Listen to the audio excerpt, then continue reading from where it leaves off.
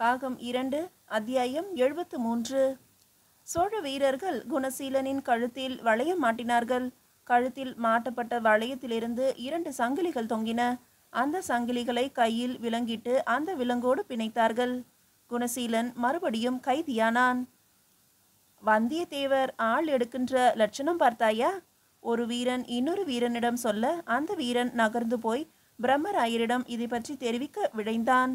அதற்குள் குணசீலனுக்கு போதை உச்சத்தில் போய்விட்டது. ராஜராஜா என்று உரக்க கத்தினான். கூட்டத்தில் பல பேர் அவனை திரும்பி பார்த்தார்கள். ஒரு போர் வீரன் அவன் முதுகில் சவுக்கால் அடித்தான். கால் அரைக்கால் நாழிகைக்கும் குறைவான பொழுதில் குணசீலன் தன்னை மறந்து நின்றான்.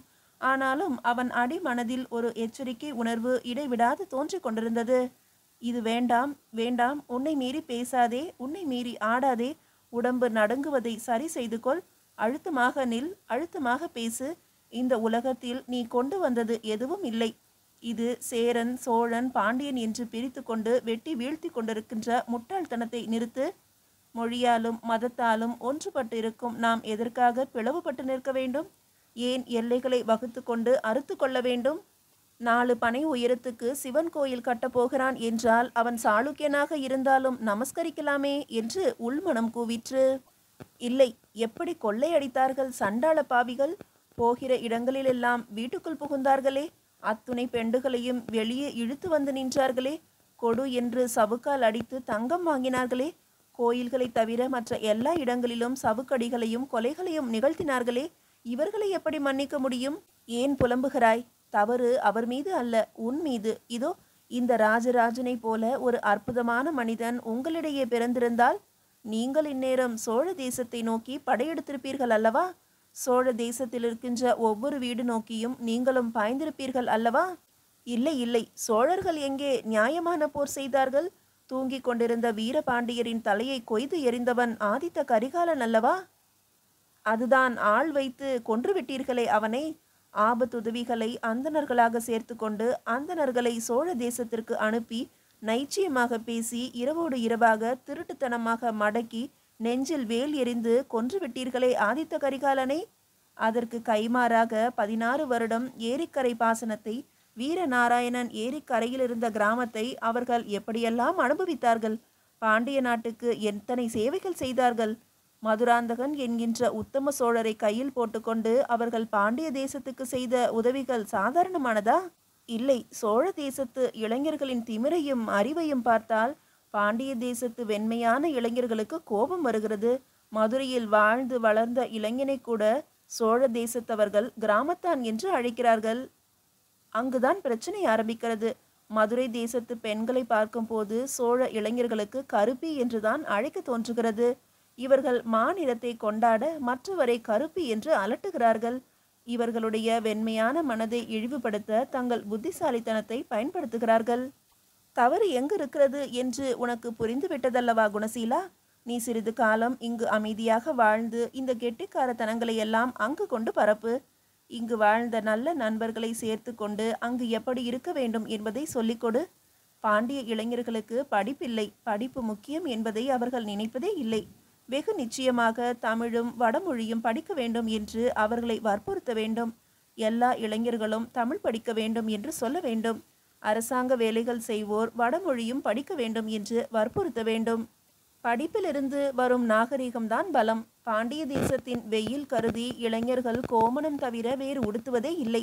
இதையும் சுட்டிக்காட்ட வேண்டும். இடுப்பில் ஒரு துணியும் மேலே ஒரு துணியும் தலைப்பாகையும் அணிந்து கொள்ள வேண்டும் என்று வற்புறுத்த வேண்டும். ஆனால் சோழ தேசம் செழிப்பாக இருக்கிறது. காஞ்சிபுரத்து துணிகள் மொத்தமும் சோழ தேசத்தில் வந்து இறங்குகின்றன, விற்பனையாகின்றன. வாங்கக்கூடிய வளமை சோழ தேசத்தில் இருக்கிறது. ஆனால் பாண்டிய இளைஞனுக்கு இல்லையே. 3வது கோமணமே அவனுக்கு மிகப்பெரிய விஷயம். மதுவின் போதையில் நாலா பக்கமும் விதவிதமாக யோசித்து கொண்டிருந்தான் குணசீலன். அவனது உடம்பு கிடுகிடுத்து ஆடியது. சோழ அதிகாரி ஒருவர் அவன் அருகே வந்தார். குணசீலா, சொல், ராஜராஜரை என்ன செய்ய திட்டமிட்டிருக்கிறாய்? அவர் கேட்டதும் யோசிப்பு மொத்தமும் வழுக்கி கொண்டு எங்கோ மறைந்தது. இந்த கேள்விக்கு உடனடியாக பதில் சொல்ல வேண்டும் என்ற எண்ணம் ஓங்கியது. எத்துணை வேகமாய் உள்மனம் அதை தடுத்து முயற்சித்தும் முடியவில்லை.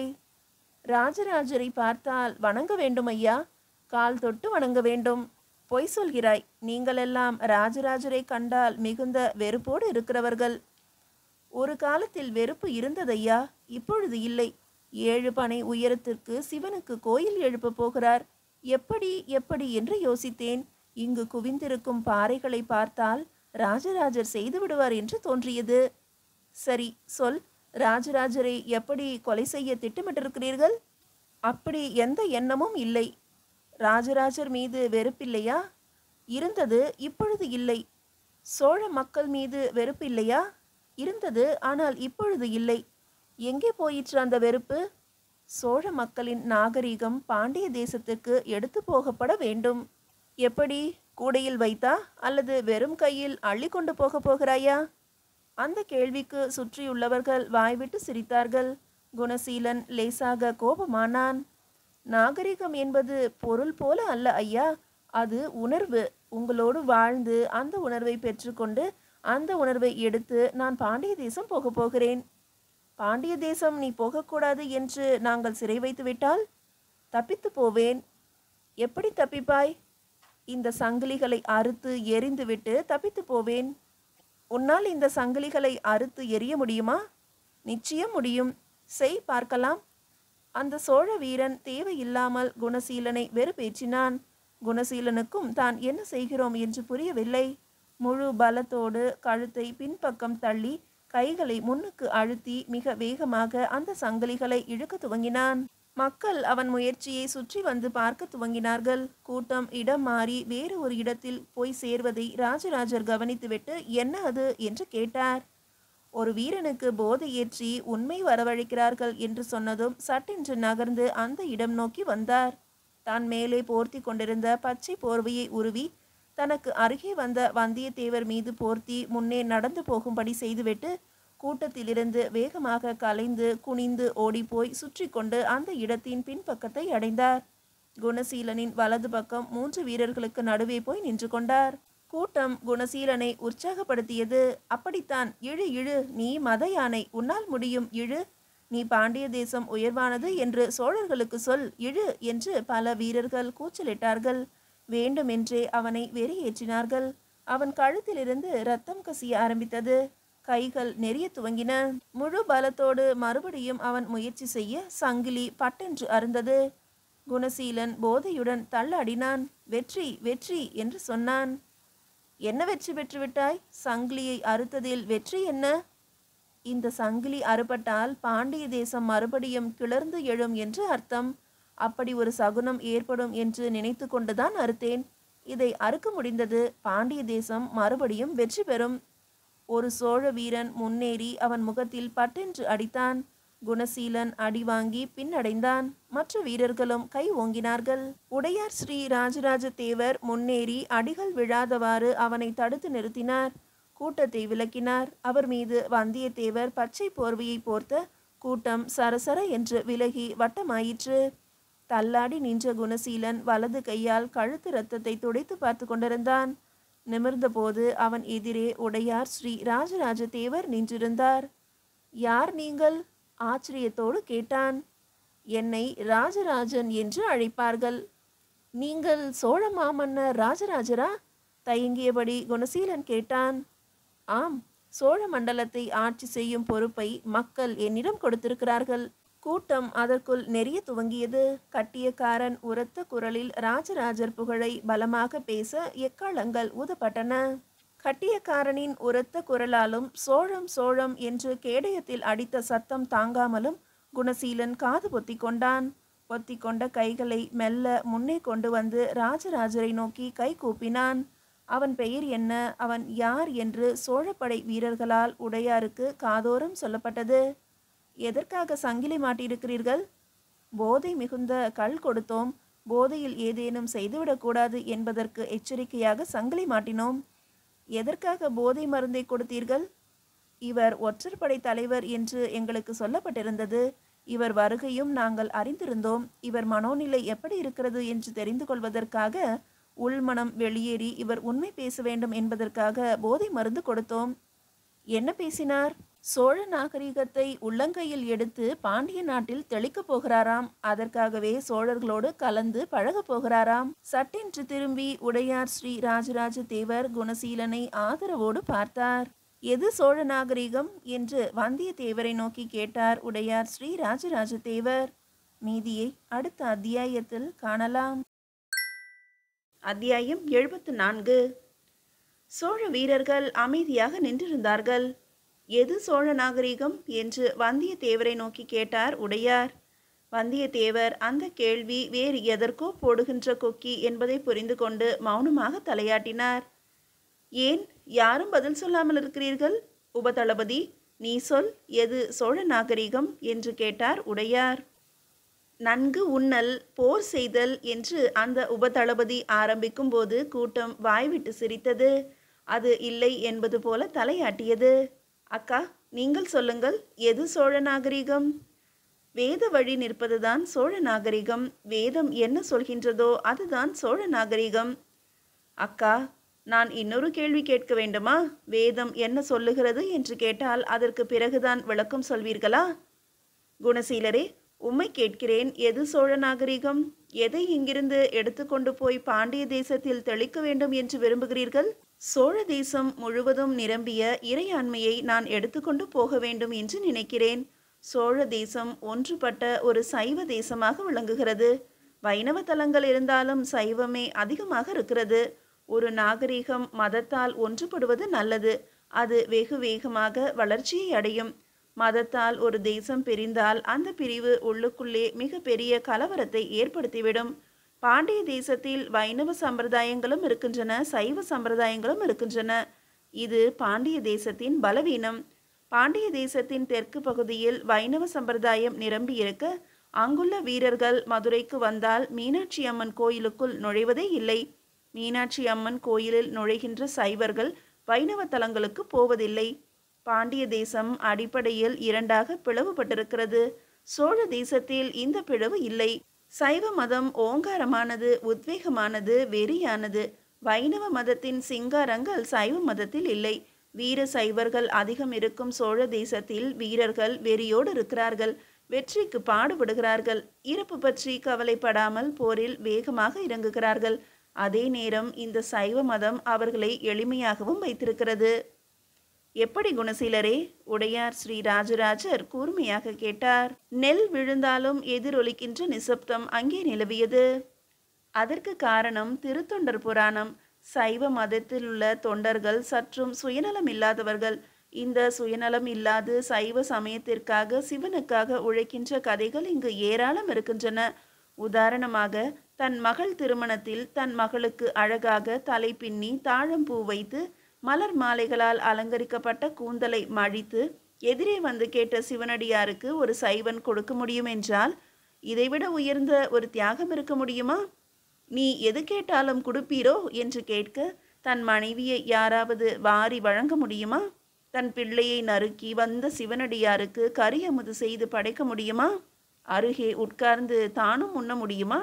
தன்னுடைய நண்பர் சிவலோகம் அடைகிறார் என்று கேட்டதும் அரசனாக இருப்பவன், அரச போகத்தை அனுபவித்தவன், தன்னுடைய உடலை உகுத்து தானும் தன்னுடைய சிவனடியான் நண்பருக்கு பின்னே போகிறான் என்றால் இதைவிட உத்தமமான அரசன் இந்த தேசத்தில் இருக்க முடியுமா? அரசனுக்கே இந்த உலகத்தின் மீது பற்று இல்லையெனில் வேறு எவருக்கு இருக்கும்? இம்மாதிரியான கதைகளை சிவனரி செல்வர்கள் இடையராது சோழ தேசத்தில் பரப்பி இந்த செல்வம், இந்த ஆளுமை இவற்றையெல்லாம் நிலையற்றது என்று சொல்ல இவர்கள் தாமரை இலை தண்ணீராக இருந்து இது பற்றி பெரும் கோஷங்கள் ஏதும் இல்லாமல் வெற்றி பெற்றதை அனுபவிக்கிற போதும் இறையாண்மையோடு இருக்கிறார்கள். இந்த இறையாண்மைதான் சோழ தேசத்தின் நாகரிகம். அப்பா! 2 கைகளாலும் தன் முகத்தை குந்தவை பிராட்டியார் பொத்தி கொண்டார். பிறகு கைகளை எடுத்துவிட்டு குணசீலனை நோக்கி கை கூப்பி தலை வணங்கினார். வந்தியத்தேவர் கண்கள் கலங்கி இருந்தன. முன்னேறி அந்த இளைஞனின் தலையை தடவி வாழ்க என்று சொன்னார். உடையார் ஸ்ரீ ராஜராஜ தேவர் உறைந்து போயிருந்தார். பிறகு மெல்ல முன்னேறி குணசீலனை உற்று பார்த்தார். அவன் கழுத்து வளையத்தில் கை வைத்து முழு பலத்தோடு அதை நிமிர்த்தி இடைவெளி ஏற்படுத்தி அந்த வளையத்தை கழுத்திலிருந்து விடுவித்து வெளியே எறிந்தார். மருந்து போடுங்கள் என்று கை உயர்த்தி கட்டளையிட்டார். சோழ வீரர்களில் 4 பேர் பாய்ந்து குணசீலன் கழுத்து புண்ணுக்கு மருந்து போட்டார்கள். 2 கைகளாலும் குணசீலன் தோளை கெட்டியாக ராஜராஜர் பற்றி கொண்டார். நீ பாண்டிய தேசத்தவனாக இருந்தாலும் உன் பண்பினால், தெளிவான பேச்சினால், உயர்ந்த சிந்தனையால் என் மனதில் மிக பெரிய இடத்தை பெற்றுவிட்டாய். உன் முகம், உன் பேச்சு, உன் குரல் இனி எனக்கு மறக்கவே மறக்காது. தன்னுடைய பச்சை நிற மேல் சால்வையை எடுத்து வீசினார். அவன் மீது சுற்றி போர்த்தினார். களிம்புகள் மீது அந்த சால்வை படர்ந்து அழகாக அமர்ந்து கொண்டது. குணசீலரே, இப்பொழுதே இங்கே உமக்கு விடுதலை அளிக்கிறேன். நீர் பாண்டிய தேசம் போகலாம். நீர் இனிமேலும் அடிமை இல்லை. ஐயா, நான் பாண்டிய தேசம் போகத்தான் போகிறேன். ஆனால் இப்பொழுது அல்ல. நீங்கள் கட்டுகின்ற இந்த கோயிலை பார்த்துவிட்டு உங்களோடு பேசி பழகிவிட்டு பாண்டிய தேசம் போவேன். இதே போல இல்லாவிடினும் இதுபோல ஒரு சிறிய கோயில் கற்றளியை நான் பாண்டிய தேசத்தில் எழுப்ப வேண்டும் என்ற ஆசை உடையவனாக இருக்கிறேன். நல்லது, சிவனருளால் அது நிறைவேறட்டும். இங்கிருந்து இந்த கோயில் கட்டும் கலையை கற்க வேண்டும் என்று ஆசைப்படுவது மிகுந்த சந்தோஷம். நல்லது, எங்கு தங்கியிருக்கிறீர்கள்? தெரியவில்லை ஐயா. வந்தியத்தேவரின் இல்லத்துக்கு வந்திருக்கிறேன். அதாவது அரண்மனைக்குள் இருக்கிறீர்களா? நான் எங்கு இருக்கிறேன் என்று எனக்கு சரியாக தெரியவில்லை. இவர் எங்கு இருந்தால் நலம்? உடையார் ஸ்ரீ ராஜராஜ தேவர் திரும்பி தன்னுடைய அந்தரங்க படையை நோக்கி வினவினார். அதை நாங்கள் கவனித்துக் கொள்கிறோம் என்றான் ஒரு படை தளபதி. இவரை நான் அடிக்கடி சந்திக்க வேண்டுமே. அதற்கும் ஏற்பாடு செய்கிறோம். இவர் அரண்மனைக்குள் தங்கலாமா? வேண்டாம் என்பதே எங்கள் அபிப்பிராயம். பிறகு எங்கு தங்க வைக்கப் போகிறீர்கள், அதை சொல்லுங்கள். தேவரடியார்கள் தங்கி இருக்கின்ற இடத்திற்கு ஒரு வீடு காலியாக இருக்கிறது. அந்த இடத்தில் இவரை தங்க வைக்கலாம். இவருக்கு அதில் பிடித்தமா என்று கேட்டுக்கொள்ளுங்கள். ஐயா, நான் சிற்பிகளுக்கு நடுவே இருக்க விரும்புகின்றேன் என்று குணசீலன் சொன்னான். அது உங்களுக்கு நல்லது. வந்தியத்தேவரே, இவரை சிற்பிகளுக்கு நடுவே நல்ல வீடு பார்த்து குடியிருக்க வையுங்கள். சிற்பி தலைவரிடம் இந்த பாண்டிய தேசத்து வீரர் என்னுடைய நண்பர் என்று அறிமுகப்படுத்துங்கள். குணசீலரே, எப்பொழுது நான் கோயில் கட்டும் தளத்திற்கு வந்தாலும் அங்கு வந்து என் எதிரே நின்று நீங்கள் என்னை பார்க்க முயற்சிக்கலாம். உங்களை எவரும் தடுக்க மாட்டார்கள். என் அந்தரங்க வீரர்கள் அனைவருக்கும் இது ஒரு கட்டளை. குணசீலரை தடுக்க வேண்டாம். ஆனால் வழக்கமான சோதனைகள் நடைபெறும் ஸ்ரீ உடையார் அவர்களே. செய்து கொள்ளுங்கள். ராஜராஜர் அவர்களுக்கு அனுமதி கொடுத்தார். குணசீலரே, போய் சுற்றி பாருங்கள். உங்களுடைய பேச்சு நெஞ்சை தொட்டது. நாம் பிறகு நிறைய பேசுவோம். பாண்டிய தேசம் பற்றி, அரசியல் பற்றி உங்களுக்கு தெரிந்தவற்றையெல்லாம் எங்களுக்கு சொல்லுங்கள். சோழ தேசத்தில் எங்கு போக விருப்பமோ எங்கு வேண்டுமானாலும் போகலாம். நான் உங்களுக்கு அனுமதி தருகிறேன். அக்கா, வாருங்கள். வந்தியத்தேவரையும் அழைத்து கொள்ளுங்கள். கோயில் நிலம் முழுவதையும் நாம் ஒரு முறை சுற்றிவிட்டு வருவோம். உடையார் ஸ்ரீ ராஜராஜ தேவர் நகர குணசீலன் தளர்ந்து உட்கார்ந்தான். மெல்ல நிலத்தில் சாய்ந்தான். அவனுக்கு கண் கிறங்கி தூக்கம் வந்தது. முத்தான பொன்னங்கை ஏதோ யாருக்கோ கட்டளையிட்டாள். ஒரு சிறிய கிண்ணத்தில் பச்சை மூலிகையில் சாறு வந்தது. ஒரு வீரனிடம் கொடுத்து அதை குணசீலனுக்கு புகட்டச் சொன்னாள். அந்த வீரன் குணசீலனை நிமிர்த்தி அவன் வாயில் அந்த பச்சை இலையை புகட்ட அவன் எழுந்து நின்றான். ஓடிப்போய் ஒரு மூலையில் உட்கார்ந்து வயிறு புரட்டி வாந்தி எடுத்தான். முதல் எடுப்பிலேயே அவனுக்கு முகம் தெளிந்து விட்டது. இனி அடுத்தது நமக்கு என்ன வேலை? உடையார் அருகே இருந்த அதிகாரியை பார்த்து கேட்டார். வெளியூரிலிருந்து வரும் தேவரடியார்களுக்கு வீடுகள் கட்டி கொடுத்திருக்கிறோம். அந்த வீடுகளை வந்து பார்க்க வேண்டும். இதுவரை 40 வீடுகள் முடிந்திருக்கின்றன. விரைவாக மற்றவையும் எழுப்பி முடித்து விடுவோம். அவர்கள் நீங்கள் வரவேண்டும் என்று ஆசைப்படுகிறார்கள். ஒவ்வொரு வீட்டிலும் உங்கள் பாதம் பதிய வேண்டும் என்று நினைக்கிறார்கள். அப்படியா? மன்னர் கேட்டார். அவர் கேள்வியில் கவலை தெரிந்தது. இது எவ்விதம் முடியும் என்கின்ற மெல்லிய சலிப்பு தெரிந்தது. ஒவ்வொரு வீடும் ஏறி இறங்க வேண்டாம். ஏதேனும் சில வீடுகளை பார்த்துவிட்டு போனால் நன்றாக இருக்கும். வீடுகள் அவர்களுக்கு திருப்தியாக இருக்கின்றனவா? இல்லை, மெல்லிய குறைகள் சொல்கிறார்கள். அதிகாரி பதில் சொன்னான். என்ன குறைகள்? வீடுகள் இன்னும் உயரமாய் இருக்க வேண்டும் என்று நினைக்கிறார்கள். கடும் மழை பெய்து தண்ணீர் சூழ்ந்தால் வீட்டிற்குள் தண்ணீர் வந்துவிடுமோ என்று பயப்படுகிறார்கள். இந்த இடம் மேடுதானே, இங்கு எப்படி தண்ணீர் வரும்? ஆனால் அவர்கள் பயப்படுகிறார்கள். சரி, நான் சொல்கிறேன். உடையார் ஸ்ரீ ராஜராஜ தேவர் நடக்க துவங்கினார். சிறு தேர் கொண்டு வரட்டுமா? வேறொரு அதிகாரி கேட்டார். ராஜராஜர் தலை அசைத்து மறுத்துவிட்டார். ஆனால் ராஜராஜ தேவரின் நடையில் அவ்வளவு விறுவிறுப்பு இல்லை. கடும் சிந்தனை வயப்பட்டது போல தெரிந்தது. கூட்டம் விலகி அவருக்கு வழி ஏற்படுத்த இரண்டு புறமும் உள்ள மக்களை உற்று பார்த்து கொண்டு வந்தார். பிறகு சட்டென்று ஓரிடத்திலே நின்று, அக்கன் எங்கே, குந்தவை பிராட்டியார் எங்கே என்று கேட்டார். அதிகாரிகள் பாய்ந்து ஓடி பின்னே வருகின்ற குந்தவை பிராட்டியாரிடம் தகவல் தெரிவித்தார்கள்.